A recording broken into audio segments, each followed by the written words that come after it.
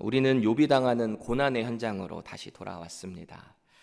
그동안에 2장에서 31장에 걸쳐서 욥과 세 친구가 이 의인에 대한 그 주제를 두고 공방을 펼쳤어요. 세 친구들의 입장에서는 네가 뭔가 죄를 지었으니까 이런 하나님의 무서운 심판의 고난을 받고 있는 거다. 회개해라. 이거였고요. 욥의 입장에서는 이토록 내가 참혹한 고난을 당할 만큼의 죄를 지은 적이 없다. 나는 하나님 앞에서 의롭다. 나는 당당하다. 라는 의견의 대립이었어요. 욥의 입장에서 볼 때 자꾸 자기를 죄인 취급하는 친구들을 보니까 너무너무 답답하고 화가 날 수도 있어요. 욥은 인간의 그래서 원초적인 욕망인 나는 성적인 부분에 있어서도 나는 의롭다. 나는 당당하다. 결백한다. 이렇게 말을 한 적이 있었거든요. 욥기 31장 9절에서 10절 보세요. 만일 내 마음이 여인에게 유혹되어 이웃의 문을 엿보아 문에서 숨어 기다렸다면 내 아내가 타인의 맷돌을 돌리며 타인과 더불어 동침하기를 바라노라. 얼마나 억울하고 절박했으면 이런 참담한 말까지 아내를 그 사람들에게 줘서 동침하게까지 하겠다. 그렇게 호소를 했을까요? 그런데 아무리 서로의 입장을 대변한들 현재의 고난은 그대로예요. 바뀌어질 게 전혀 없습니다. 그렇게 서로 간의 긴 공방의 변론이 끝나고 오늘 본문 1절을 다시 보시면 욥이 자신을 의인으로 여김으로 그 세 사람이 말을 그치니 이렇게 시작을 하고 있습니다. 이 논쟁의 공방이 끝나고 잠시 어떤 침묵이 흐른 것 같아요. 서로 간의 대화가 끝나고 잠시 침묵이 흘렀어요. 왜일까요? 세 친구들이 욥을 이렇게 보니까 아무리 자기들이 뭐라고 한들 욥은 자기가 자신을 볼 때 의인이라는 거예요. 그러니까 더 이상 대화가 안 된다라고 깨달은 거죠. NIV 성경으로 보니까 because he was righteous in his own eyes라고 돼요. in his own eyes. 자기의 눈으로 자기를 보니까 욥이 의인이다. 이렇게 봤다라는 거예요.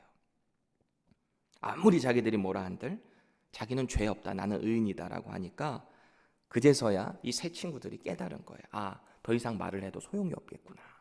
그래서 약간의 침묵이 흐르는 상태.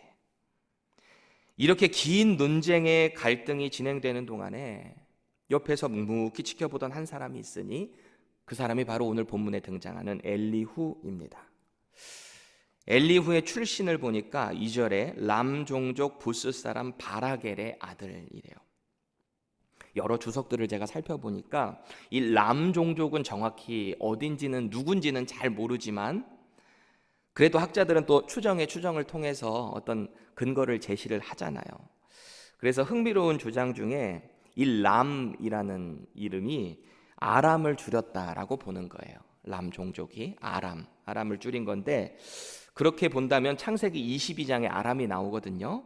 이 아브라함의 형제인 나홀이라는 사람의 족보가 나옵니다. 창세기 22장 21절 보세요. 그의 맏아들은 우스요 우스의 형제는 부스와 아람의 아버지 그무엘과 이래요. 이거 떼어놔 주세요. 이 관점으로 보니까 이 엘리후라는 사람은 아람의 종족인데 부스의 후손이 된다는 거예요. 이렇게 보니까 이에 신빙성이 더해지는 거는 욥이 지금 어느 땅에 거주하고 있었죠? 우스 땅이었잖아요. 그리고 오늘 엘리후는 부스 사람이래요. 그러니까 이 우스와 부스가 이 아브라함의 형제였던 이 나홀의 아들들이잖아요. 그러니까 아마도 욥의 조상과 이 엘리후의 조상은 형제지간이었을 거고 욥과 엘리후 역시 친족이었을 가능성을 언급하는 거예요. 꼭 그렇다는 건 아니지만 나름대로 설득력이 있는 거죠. 그런데 무엇보다 중요한 것은 지금 이 엘리후의 이름과 그의 아버지의 이름을 보게 될 때 아, 이 가정은 여호와를 섬기는 가정이었구나라는 것을 알 수 있습니다. 이 아버지의 이름이 오늘 바라겔이라고 말을 하고 있는데 히브리어로 보니까 바라크엘이에요. 바라크엘. 이 바라크가 복이거든요. 축복. 그리고 엘이 하나님이죠. 그러니까 하나님이 축복하셨다라는 이름이 엘리후 아버지의 이름이에요. 그리고 엘리후의 이름의 뜻은 그분은 나의 하나님이라는 뜻입니다. 그러니까 이 가정이 욥 못지않게 하나님을 경외하는 경건한 가정이었을 것이다 라고 우리가 생각을 해볼 수 있어요. 특히 이제 앞으로 34장부터 37장까지 이 엘리후가 욥을 포함한 세 친구들이 하는 대화를 들으면서 자기의 의견을 하나님의 입장에서 계속 말을 하거든요. 변론을 하거든요. 그 내용을 보면 이 사람이 하나님을 경외하는 사람이었구나라는 것을 알 수 있게 되는 거죠. 엘리후 역시 욥의 가정에 처참한 이런 고난이 닥쳤다라는 얘기를 듣고 새 친구들처럼 욥을 위로하기 위해서 왔었던 거예요. 그런데 와서 이렇게 딱 보니까 새 친구들과 욥이 대화하는 장면을 옆에서 보니까 자신이 끼어들 수가 없었다라는 얘기를 오늘 본문 가운데 하고 있어요. 4절 보세요. 엘리후는 그들의 나이가 자기보다 여러 해 위임으로 욥에게 말하기를 참고 있다가, 또 6절 보면 나는 연소하고 당신들은 연로함으로 뒷전에서 나의 의견을 감히 내놓지 못하였노라. 그리고 7절 말씀 세 번역으로 볼게요. 나는 듣기만 하겠다고 생각하였습니다. 오래 사신 분들은 살아오신 것만큼 지혜도 쌓으셨으니까 새 분들께서만 말씀하시도록 하려고 생각하였습니다. 이 동방예의지국의 그 경로 사상이, 우대 사상이 아마 이때도 이 사람들에게도 있었던 거죠. 동일하게 적용되고 있어요. 그래서 오늘 본문 32장은 1절에서 22절까지 내가 왜 지금 이런 말을 할 수밖에 없고 내가 지금 당신네들 말을 듣다 보니까 내가 지금 화가 납니다. 그 이유가 무엇인지 나도 이제 말을 하겠습니다 라는 얘기를 한 장 전체에 걸쳐서 이야기를 하고 있는 거예요. 이 엘리후가 화가 나서 말을 중간에 이제 끼어들게 됩니다. 왜 화가 났을까요? 먼저 욥에게는 왜 화가 났냐면 본문 2절 보세요. 욥에게 화를 내면 욥이 하나님보다 자기가 의롭다 함이요. 그래서 화가 났다는 거예요. 그동안 욥이 자기를 그 변론하는 모습을 보니까 자기는 의로운데 하나님이 그 욥의 의를 부인하셨다. 자꾸 하나님의 탓으로 돌리는 것 같이 보여진 거예요. 엘리후의 눈에. 그리고 이 세 친구들에게는 왜 화가 났는가? 3절 보세요. 그들이 능히 대답하지 못하면서도 욥을 정죄함이라. 욥을 향해서 친구들이 한다는 말이 넌 무조건 죄가 있으니까 이렇게 고난받는 거야. 계속해서 단순한 논리를 들여서 인과응보 사상을 가지고 계속 정죄를 했다라는 거예요. 그러니까 도저히 봐줄 수 없다. 그래서 내가 지금 화가 났다라는 표현을 하고 있어요. 오늘 본문에서 흥미로운 것은 엘리후가 등장하는 특별히 2절에서 5절 사이에 내가 화가 났다라는 표현을 4번이나 쓰고 있어요. 그만큼 화가 많이 났다라는 거예요. 엘리후가. 한마디로 이게 뚜껑이 열린 것 같아요. 예전 개역 성경에 보니까 이 화가 났다라는 표현을 엘리후가 노를 바라다라고 번역을 하고 있어요. 여기서 노라고 번역된 말은 말 그대로 분노죠, 분노. 그리고 그게 바라다라는 것은 분노가 이제 밖으로 표출되다, 바래졌다라는 건데 NIV 성경을 보니까 단순히 became very angry 그렇게 돼 있어요. 근데 사실은 이 그냥 very angry 정도라기보다는 이 노를 참다가 폭발하는 그런 뉘앙스가 이 히브리어 원문에는 더 나와 있어요.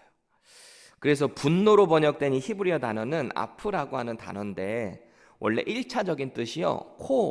콧구멍, 콧김 이런 뜻입니다. 그리고 이 발하다라고 번역된 히브리어 단어가 하라라는 단어인데 이 단어는 1차적인 뜻이 빨갛게 되다라는 뜻이에요. 그러니까 이게 확장되면서 불타오르다 이렇게 번역이 되는 거거든요. 경노하다 이렇게. 그러니까 이 뉘앙스를 그대로 살린 해석을 제가 조금 보니까 NASB가 His anger burned라고 그래요. 그 화가 막 불타오른 거예요. 엘리후의 화가. 그리고 ASV에서도 보니까 His wrath kindled. 여기도 역시 분노. 이 wrath라는 것은 그냥 화 정도가 아니라 막 극도로 참다가 폭발하는 분노잖아요. 그 분노가 타올랐다.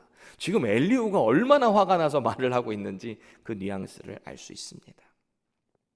왜 화가 많이 난 사람 보면 분노가 막 속에서 막 막 타오르면서 코로 막 씩씩거리는 경우 있잖아요. 저도 종종 우리 둘째 아들 병현이가 그럴 때가 있는데 뭐가 그렇게 화가 나는지 막 이렇게 할 때가 있거든요. 여러분, 우리는 종종 공동체 안에서 의견이 이게 대립이 될 때 이런 화를 내는 사람들을 종종 보게 되죠. 분명 내 말이 100% 맞는데 상대방이 받아들여지지 않을 때, 내 말을 무시하는 것 같이 보일 때 극도의 화를 내는 사람들을 우리는 종종 봅니다. 그런데 사실 논쟁이 이루어질 때 어떤 상황에서 화를 막 이렇게 내버리면 결국은 지는 거예요. 화를 내는 순간 더 이상 이 논리적인 대화가 진행될 수가 없습니다. 그래서 보통은 논리적으로 상대가 안 되거나 내가 불리해지는 것을 느끼는 사람이 보통 화를 내는 경우가 있죠. 아니면 어떤 부당한 대우를 받다가 그 사람이 참다가 폭발하는 경우도 있습니다. 그런데 이렇게 폭발하게 될 때 대개는 그냥 폭발하는 게 아니라 상대의 약점을 걸고 넘어지는 경우가 있어요. 뭐 예를 들면 이 나이도 어린 사람이 어디서 말대꾸야, 이 경험도 없는 사람이 어디서 지적질이야, 내가 너보다 훨씬 더 많이 알아, 조용히 안 해, 뭐 이렇게 하거나 말이죠. 사실 이렇게 화를 낸다는 건 이미 자신의 약점을 인정함과 동시에 자기가 더 우월하다라는 교만을 표출하는 것일 수 있습니다. 그런데 우리는 종종 또 거룩한 분노를 공동체 가운데 내는 사람들을 보기도 합니다. 성경에서 보면은 대표적인 분이 예수님이 그러셨어요. 하나님께서 허락하신 그 율법의 정신을 변질시키는 유대교 지도자들을 보면서 아주 거룩한 분노를 일으키신 적이 많으시죠. 또 하나님의 성전을 강도의 소굴로 만드는 이 유대교 종교 지도자들, 그들을 포함한 그곳에 있는 상들을 다 들어엎는 모습을 우리는 보잖아요. 사도 바울 역시 자신이 전한 복음에 대해서 율법의 그 행위를 더하는 사람들을 향해서 갈라디아 교회 편지를 보내며 내가 전한 복음에 다른 것을 그 전하는 사람들에게는 저주가 있을지어다, 이런 분노의 화를 표현하기도 합니다. 지금 오늘 이 엘리후의 분노도 좀 그런 같은 선상의 입장에서, 엘리후의 입장에서 볼 때 그런 분노인 거죠. 이제 33장부터 37장까지 본격적으로 내가 왜 이런 분노를 내고 있는지, 이게 왜 정당한지에 대해서 냉철한 분석을 하기 시작합니다. 젊고 지혜롭고 패기 있는 그의 말이 얼마나 날카로웠던지요. 이 32장부터 시작되는 37장까지 내용 중에 욥하고 세 친구가 한마디도 반론을 안 합니다. 이 엘리후가 하는 얘기를 그저 듣고만 있다라는 것입니다. 그러다가 38장이 되면 하나님이 등장하시거든요.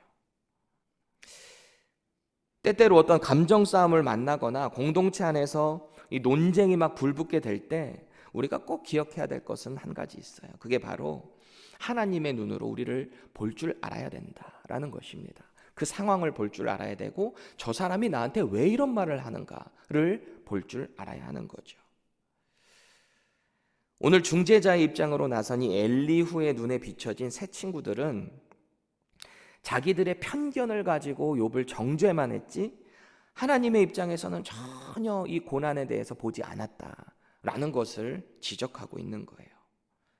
나아가서 욥도 자신의 눈으로 볼 때만 자기가 의롭다라는 얘기를 할지 왜 이 고난이 내게 임했는가 하나님의 눈으로 자꾸 보지 않았다라는 것을 지적하는 거거든요.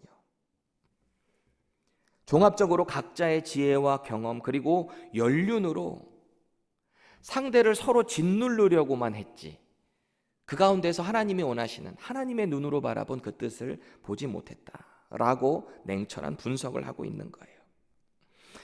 오늘의 요절인 8절에서 9절을 세 번역으로 한번 다시 보실까요? 그러나 깨닫고 보니 사람에게 슬기를 주는 것은 사람 안에 있는 영, 곧 전능하신 분의 입김이라는 것을 알았습니다. 사람은 나이가 많아진다고 지혜로운 것이 아니며 나이를 많이 먹는다고 시비를 더 잘 가리는 것도 아니라는 것을 알았습니다. 이렇게 말을 해요.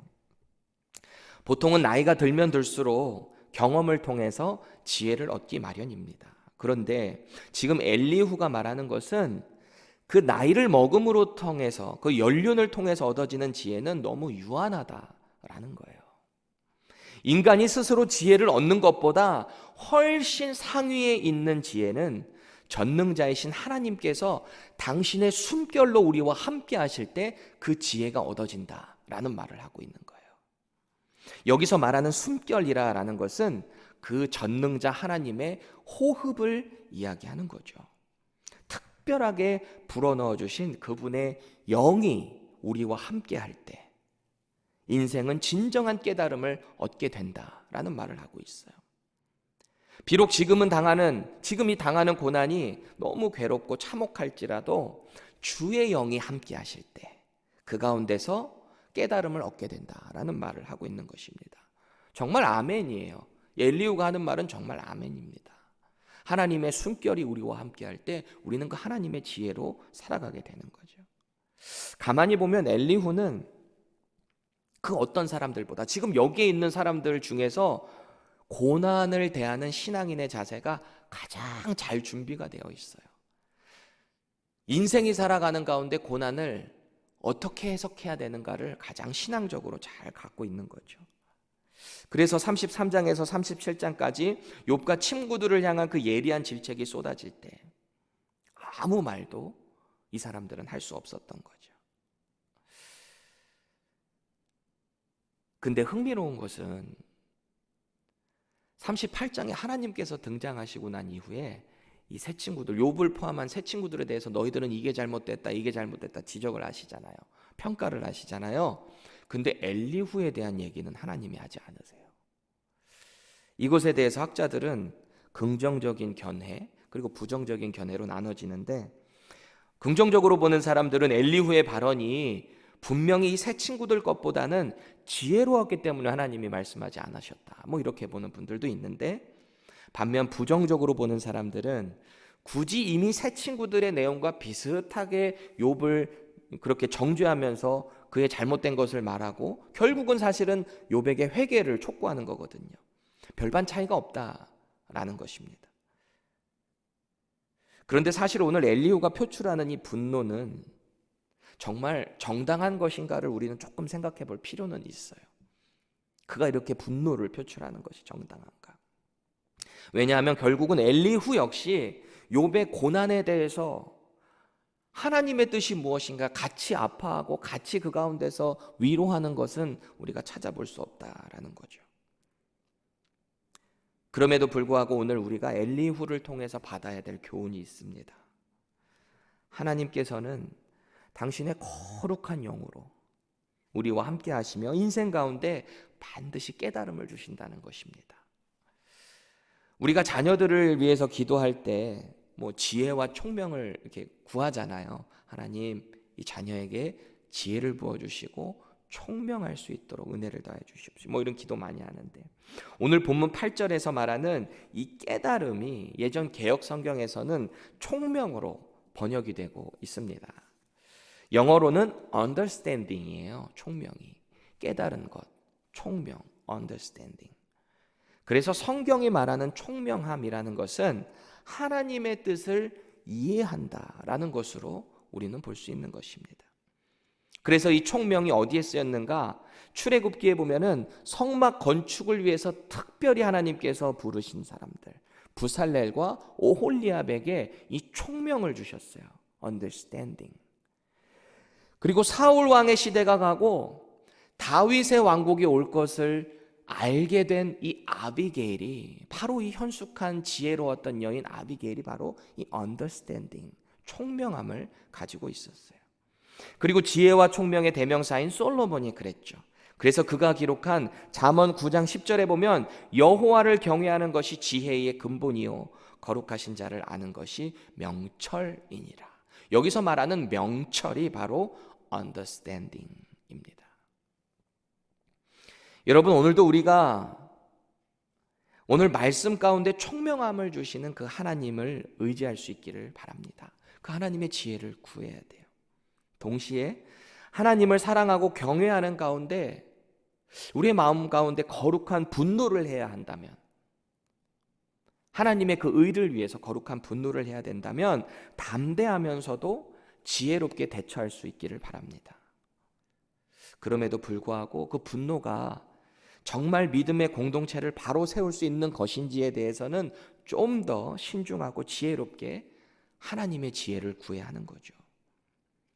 나이로 상대를 억압하지 말고 누구를 통해서라도 하나님의 음성을 들을 수 있다는 겸손한 자세가 우리 믿음의 공동체 가운데 있기를 간절히 바랍니다. 그래서 오늘도 전능자의 순별과 함께 하나님의 뜻을 바로 깨달아가는 총명이 우리 공동체 가운데 있기를 간절히 축복드립니다. 기도하겠습니다. 하나님, 우리는 너무나 부족하고 때때로 우리의 교만을 통해서 상대를 억누를 때도 있고, 또 상대가 하나님의 마음으로 내게 조언을 하게 될 때 그것을 받아들이지 못할 때도 있었음을 고백합니다. 우리 가운데 하나님을 이해할 수 있는 그런 총명함을, 지혜를 허락하여 주시어서 우리가 어떤 일에 대해서 그저 분노를 하는 것이 아닌 그 가운데 하나님께서 허락하시는 지혜로, 하나님의 은혜로, 하나님의 긍휼하심으로 우리 주변을 돌아보고 하나님께서 허락하신 이 공동체를 믿음 가운데 잘 세워나갈 수 있도록 우리에게 은혜를 더하여 주시옵소서. 예수님의 이름으로 기도합니다. 아멘.